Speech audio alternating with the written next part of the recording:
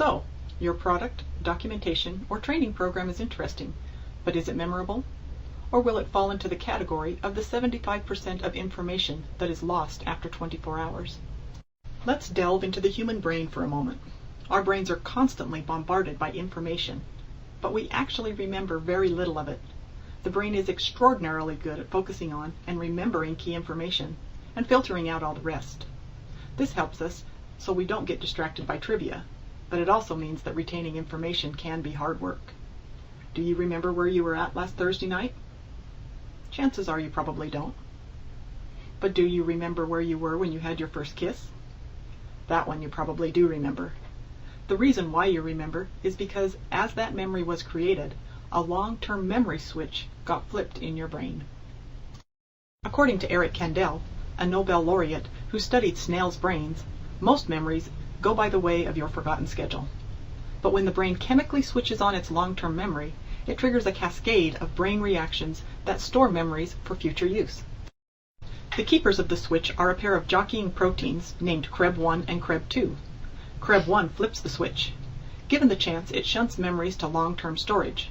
But CREB1 first has to get past CREB2, which guards the switch.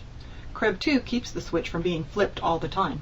You could, but you probably wouldn't want to take a drug that knocked out CREB2 entirely, because then you wouldn't forget anything, which may be helpful on the day of exams, but not so helpful for most of the random information that you encounter all the time. But the brain can suppress CREB2 sometimes. One of the most familiar ways is through simple repetition, repeatedly exposing your brain to the same memory over and over, by looking at a flashcard 100 times, or hearing your mother's voice say, "Close that refrigerator," again and again. This will help suppress CREB2 and allow information past the gatekeeper. But there is a faster way. Emotions can stamp a memory for an express trip to long-term storage.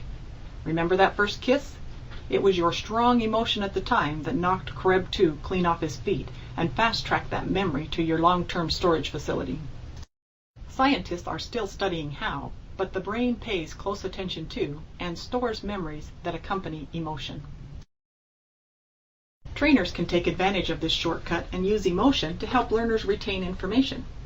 Passion, surprise, and humor can all be used in your training to help your learners' brains pay attention and remember.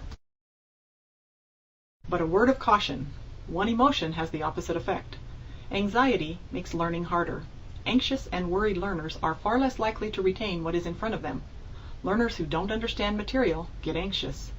Those who are nervous about being put on the spot are so focused on their anxiety, they do not even pay attention to the content. So first, help those you teach feel comfortable and confident.